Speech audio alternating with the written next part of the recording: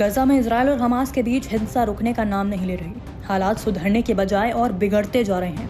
दक्षिणी गाजा के खान यूनिस इलाके में बुधवार को हमास के लड़ाकों ने अपहरण की कोशिश की, जिसमें एक और इजरायली सैनिक की मौत हो गई।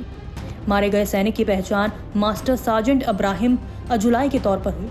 इजरायली सेना के अनुसार हमास के लड़ाके एक सुरंग से बाहर आए और अजुलाई को घसीट कर ले जाने की कोशिश की, लेकिन विरोध करने पर उसे गोली मार दी गई। माना जा रहा है कि हमास उसके शव को अपने साथ ले जाना चाहता था, लेकिन इजरायली सेना की जवाबी कार्रवाई में वे पीछे हट गए। अजुलाई की उम्र 25 साल थी और वह खुदाई मशीन चलाकर जमीनी ऑपरेशन में मदद कर रहा था। इस घटना के बाद से इजरायल ने गाजा में अपने जमीनी हमलों को और तेज कर दिया, खासकर उत्तरी गाजा के बेत नून इलाके में, जहां हमास के सुरंग नेटवर्क को निशाना बनाया जा रहा है। माना जा रहा है कि इस इलाके में दर्जनों हमास लड़ाके छिपे हुए हैं। हमास के लगातार हमलों से इजरायली सेना को भारी नुकसान हो रहा है। अब तक इस युद्ध में 850 से ज्यादा इजरायली सैनिक मारे जा चुके हैं। हाल ही में एक हमास हमले में 5 सैनिक मारे गए और 14 घायल हो गए थे। इजरायली सेना के chief of staff lieutenant general इयाल जामिन ने कहा कि मौजूदा सैन्य अभियान का मकसद बंधकों को रिहा करना है, लेकिन अभी तक इसमें कोई बड़ा परिणाम सामने नहीं आया है।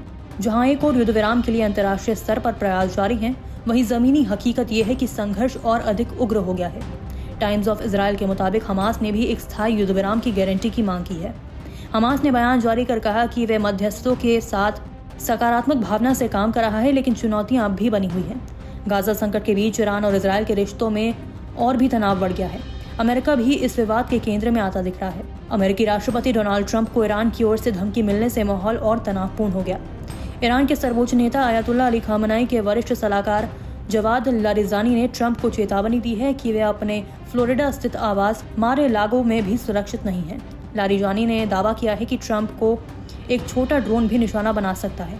ईरान समर्थित ऑनलाइन कैंपेन ब्लड पैक्ट के तहत अब तक 2.7 करोड़ रुपए से ज्यादा की धनराशि इकट्ठा की जा चुकी है, जिसका मकसद 2020 में मारे गए जनरल कासिम सुलेमानी की मौत का बदला लेना है।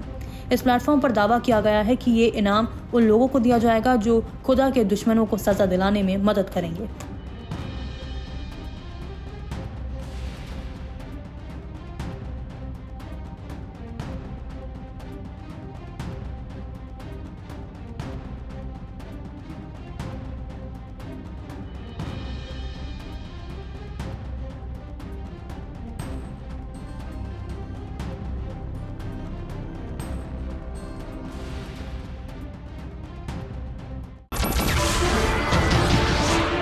नमस्कार, मैं हूं मानक गुप्ता।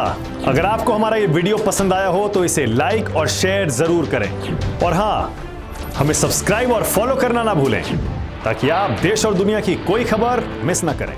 तो जुड़े रहिए हमारे साथ और देखते रहिए न्यूज़ 24।